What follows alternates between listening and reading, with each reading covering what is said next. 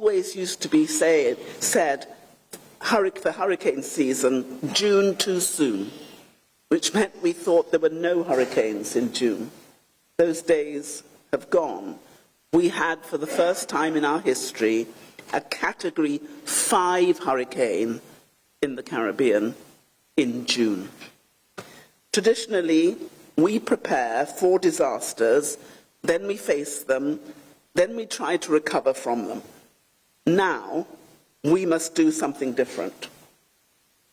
We must now all do this simultaneously in parallel streams of work.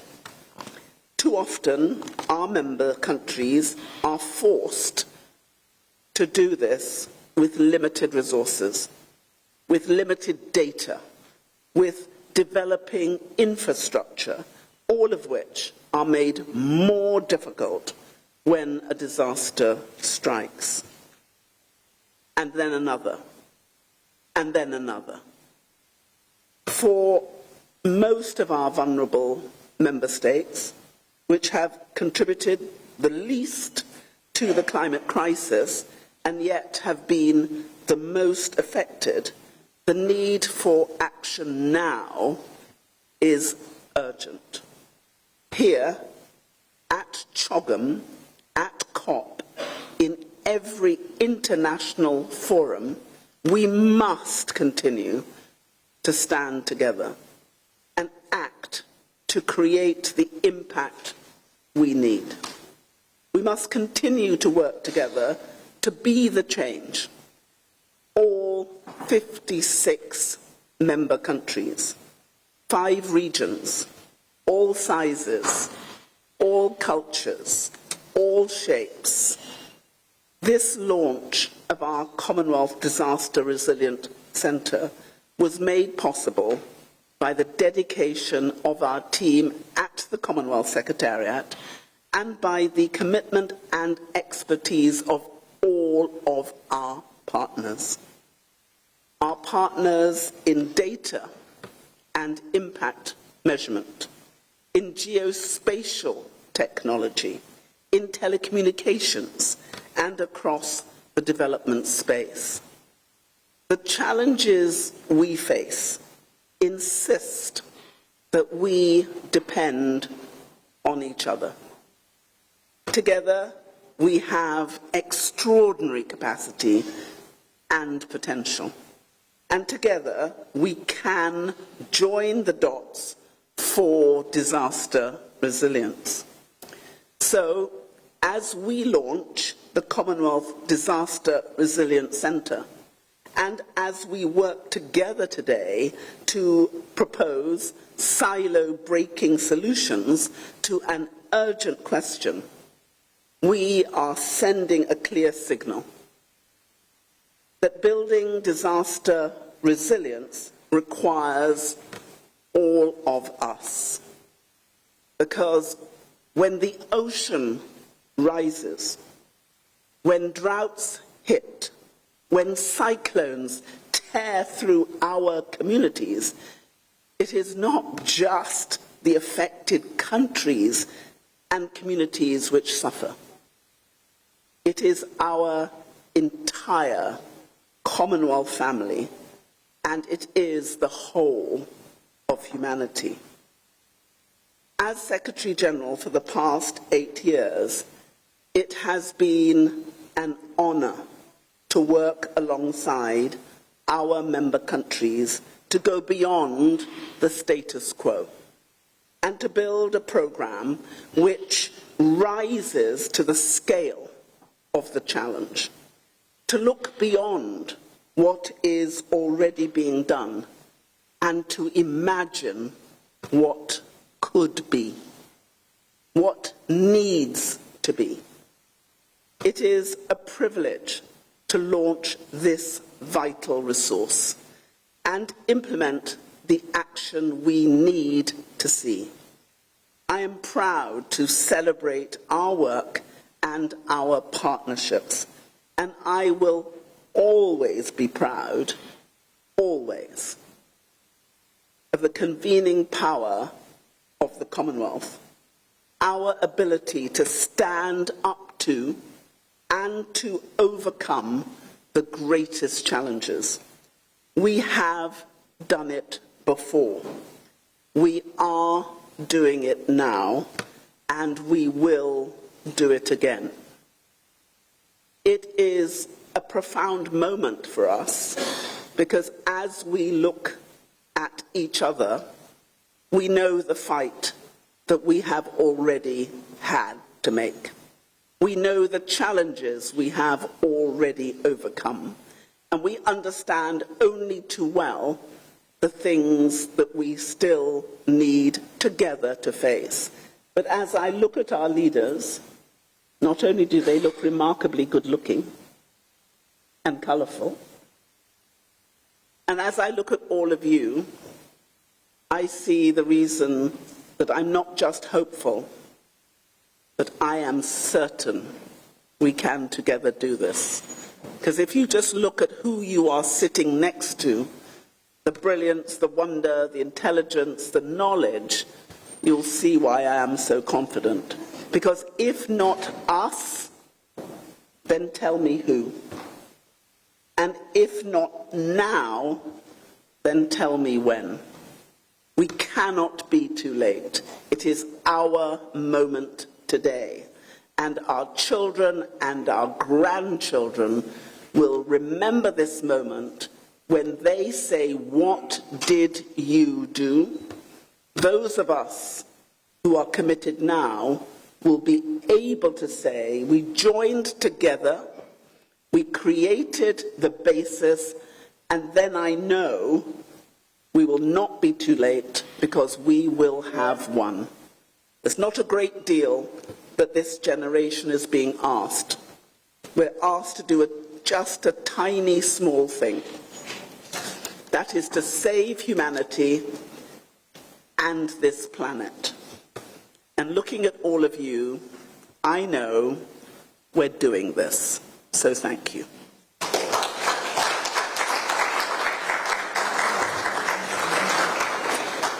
Thank you, Secretary General. Before we move to the actual launch of the Commonwealth Disaster Resilience Centre, we will play a video from Hurricane Beryl. And just to say that the Secretary General, our Director of Communications, Satinder Bindra, Sat, and other colleagues were just landing as this hurricane was coming. It had happened so quickly. And I remember accompanying the Secretary General right after Hurricane Dorian hit the Bahamas, and what we saw will never leave us. So I would like you to see the excellent video that Sat has done, and just to say that he won the DuPont Award for his coverage of the tsunami in Sri Lanka. So if we could play the video, thank you.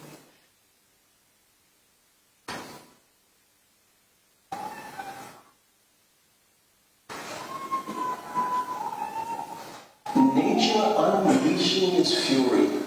This is the eye of a Category 4, at times Category 5 hurricane, as it tears through Barbados, St. Vincent and the Grenadines, Grenada, and Jamaica in late June and early July. The tiny Atlantic island of Carriacou, which is part of and just north of the Caribbean nation of Grenada, bears the brunt of Beryl. 2 days after Beryl strikes this island, ferries from neighboring Grenada load up on supplies to support 10,000 stranded residents in Carriacou. On one of the first ferries out, Charmaine Sanders, she's worried about her two children, 15-year-old Desmond and 10-year-old Samuel, who are stranded somewhere on this shattered island. I'm here to ensure that my boys are here and actually to bring them down with me because of this devastated. It's unbelievable. Luckily for Charmaine, officials loan her a pickup, but it's tough going. They will have to take a lot of work to clean up this place. It's very hard. Look at that. heartbreaking and high pressure both. Charmaine realizes she has to find her kids by sunset before the ferry returns to Grenada.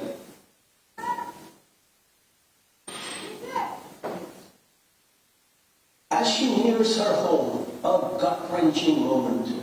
Beryl's ferocity has smashed the island's main communication tower. It lies in a heap right next to her destroyed home. And her kids? They're nowhere in sight. A few miles away, tons of supplies are frantically being offloaded on Caraco's main dock. As night falls, darkness envelops the entire island. But there's still no let-up in offloading and storing supplies. I don't think there's any doubt that the warming for oceans is fueling the ferocity of those storms and is creating havoc and putting our lives and our livelihoods, our actual civilization, our very existence into jeopardy. Hundreds of smashed homes, fishing boats, businesses and government offices here are not insured. All that's left of Caraco's once thriving main street is just rubble. It's going to take weeks and thousands of dollars for Kim Mills to rebuild his shopping mart. He says richer countries need to be more conscious of how their emissions are destroying smaller islands. The bottom line is they just don't care. That's the bottom line. They don't care at all. Even though they've lost almost everything, everyone here feels lucky to be alive. What's also alive is their community spirit and resilience.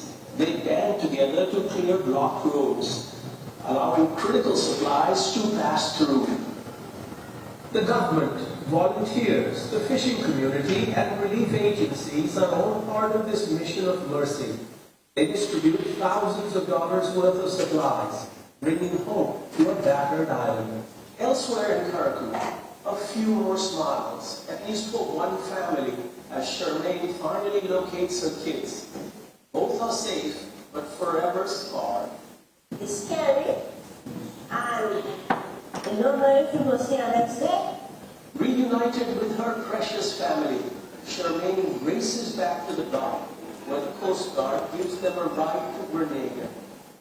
In Caraco, officials reassure residents they'll build back stronger, better, and faster, and that they'll continue fighting for climate justice. This is about the reality that the warming of the ocean, the warming of the atmosphere is not done by a small island developed states like Grenada or any of the Caribbean islands that have been devastated. They are done by the large industrialized countries who created the economies based on fossil fuels.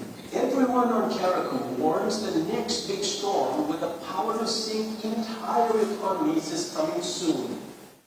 Given they've done nothing to continue facing nature's wrath, they say it's only fair that the international community puts the bill for rebuilding their beautiful island. They need the funds to rebuild their economies and enhance their resilience. We also need to urgently reform the international financial system so more money and more long-term concessional loans can be provided to small and vulnerable states. I'm calling for all climate finance commitments to be fulfilled immediately. We can still make a difference.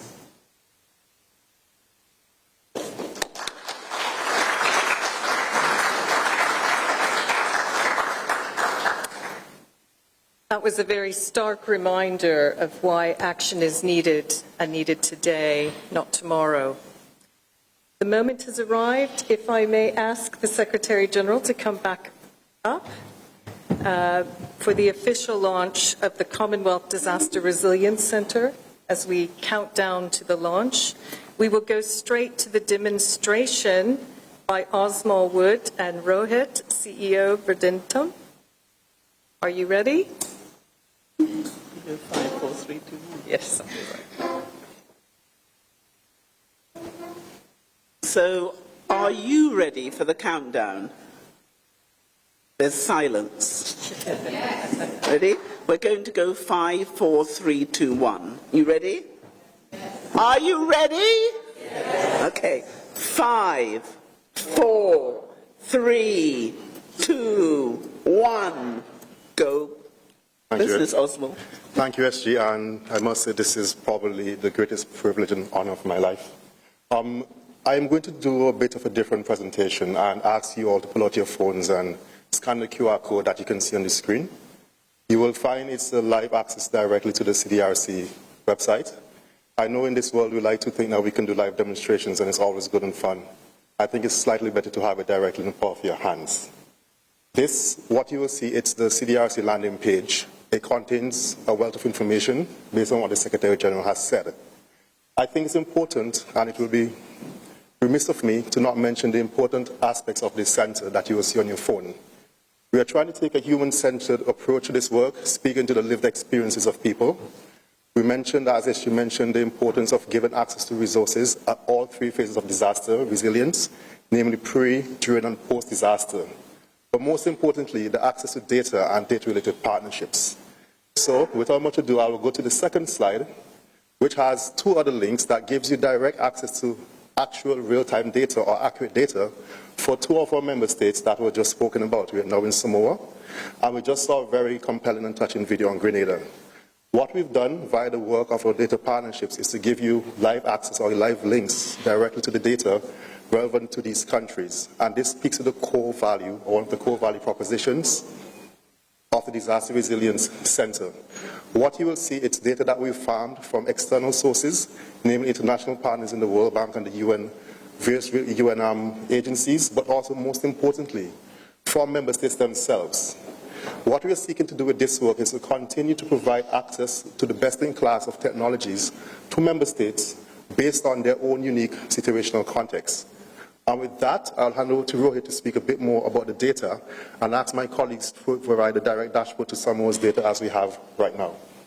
Rohit, over to you.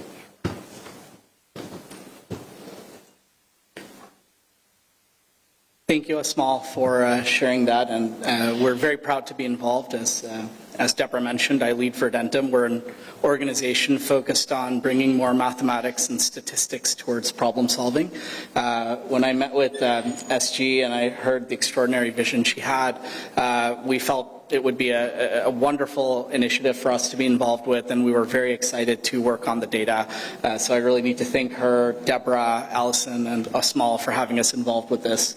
As you can see, what we've tried to do is really put together data from external sources to help heads of state, governments make better decisions around pre-disaster, during disaster, and post-disaster situations.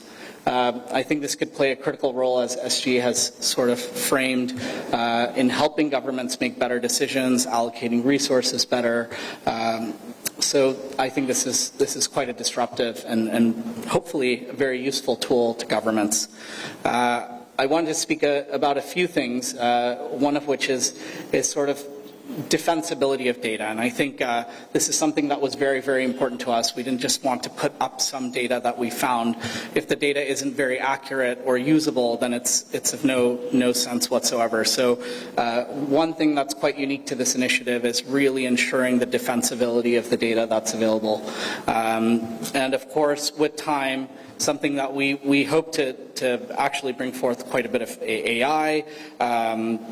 Hopefully it'll help governments make better decisions through forecasting, through more statistical modeling, looking at areas including climate adaptation.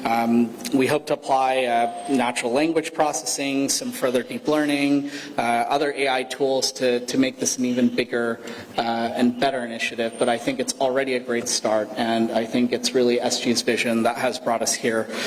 So we're very proud to be involved. Thank you, SG, for having us. We're more than happy to answer any questions about the data afterwards. Thank you.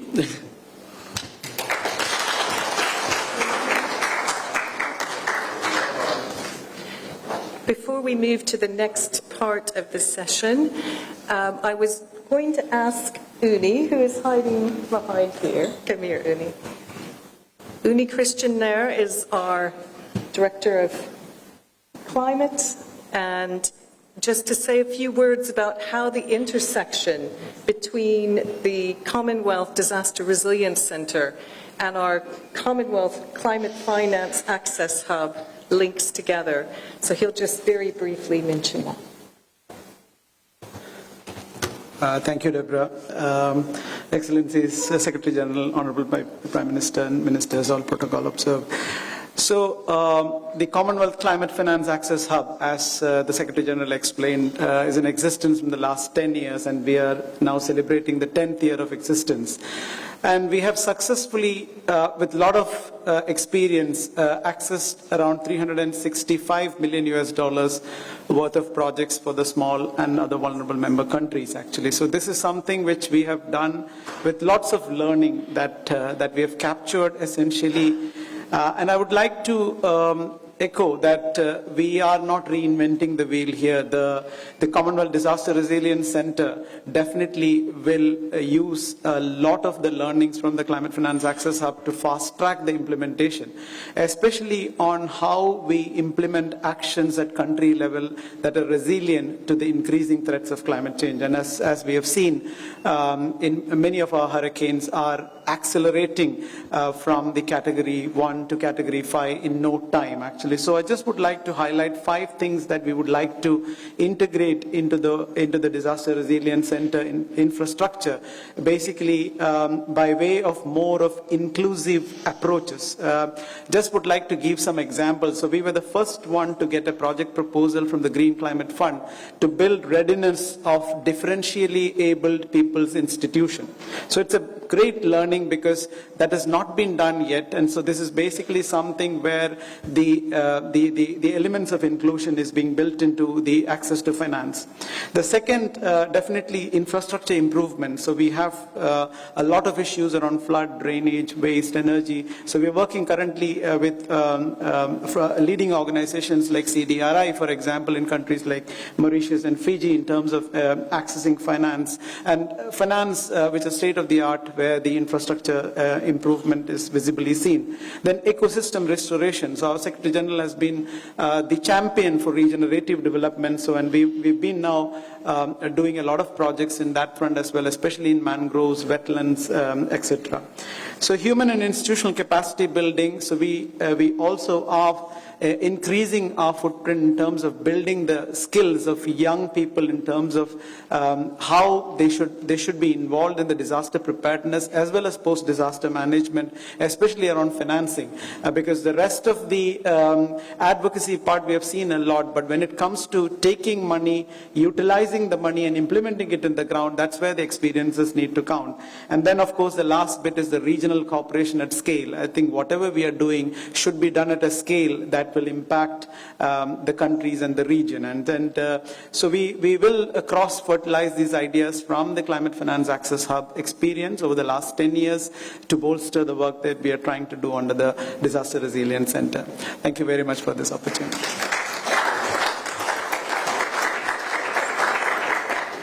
I'm now going to hand over to Suresh Yadav, who is Senior Director of Oceans Trade and Natural Resources, and he's going to lead on the next part. Thank you, Deborah, and a very warm welcome to this panel discussion. Already I see the panelists are on the chair, but I would like to invite Lauren, the Vice President of SpaceX, to please join.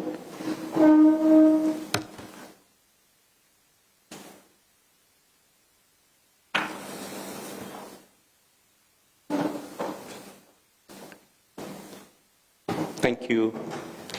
So congratulations, Secretary General and the team for this big launch of CDRC.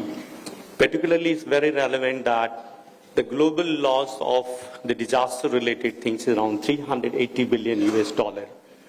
And out of that global loss, only around $120 billion is insured, and that too in the advanced economies. So roughly around $260 billion is uninsured in the global financial systems. So it becomes very important that how these kinds of systems are going to enable the countries to manage those losses. Today, discussion we are going to focus that how we can adopt a more holistic approach to disaster resilience and step outside of our own silos by joining the dots, which is the philosophy of the CDRC which SG has launched today. The format of the panel discussion is going to be very simple. I'll be asking straight questions because in the Commonwealth we believe in the power of simplification. So no complication, it's straight questions, and I'll invite your responses for 5 minutes. To start with, SG, you have been always be what I call as a obstacle clearer. Any roadblocks you clear and bring the innovative thinking, out-of-the-box solutions. So in this disaster religions-related work, what is the most and the biggest obstacles you see as far as this work is concerned in the Commonwealth countries? I think the most important thing for us is to merge the data, understand the data, and to be able to interrogate it so we can aggregate those things that work, disaggregate those things that do not work, and then create a really successful implementation. But I have found that the most important thing that any of us needs to do is actually listen to each other. When I started in 2016, I described myself as if I was a bird going from country to country, picking up all the bright, sparkly ideas and bringing them back. But not only did we need the ideas, we needed to really understand what the problems were and when those problems were held in common. Because what we found is we had an understanding of what our common problems are. We have an understanding of what we're all trying to do. And we also pool the money we have. Instead of spending it in silos, if we can spend it together so that it doesn't matter if we are spending dollars, pounds, rupees, shillings, pennies, we have to make sure we only spend them once and spend them together. And this has really been an opportunity for us to analyze, disaggregate, aggregate, come up with solutions, and we've done that by listening together and working together. So that's what we have to do, and that's what we have done, and that's why we're succeeding. Thank you, Secretary General. And in fact, just to echo some of you who have not joined the earlier session on Commonwealth AI Consortium, the power of data and the power of partnership and the power of action was in full display. And we are, again, that's the part of connecting the dotted story, that how do we connect the finance, how do we connect the AI to bring a bigger picture and bring a holistic picture to the situation which many of these small island states in the Commonwealth family are facing. So thank you, SG, for that leadership. Now I just move on to our next distinguished speaker, Honorable Prime Minister Philip Davis of Bahamas.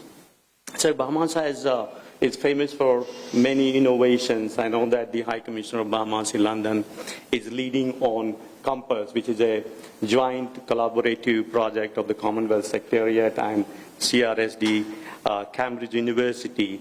So how do you see, sir, that these kinds of new financial tools and packages can enable the small island states to get the much needed finance, which is so difficult to get? There's a lot of money. People talk about 130 trillion money available in the market, but when it comes to the financing, there is no money. Well, I think one of the greatest challenges to SIDS, our small island developing states, is access to finance. And that has been the challenge we have. And we can no longer rely on those countries, at the moment I say, that are responsible for the challenges we face. As I speak, and I should make note of this, as I speak, my country, the Bahamas, which is spread over 100,000 plus square miles of water, that I deem as an ocean state, 4 of my islands were impacted by Hurricane Oscar. And the unpredictability of the storm was also manifested. It went to the south, took one of my islands, went north, turned around, went to Cuba, and came back and hit the other 4 of my islands. Fortunately, the damages have been limited, but yet it has disrupted the economy of those islands, and it's going now to distract some of needed resources for development to ensure that they come back to normalcy.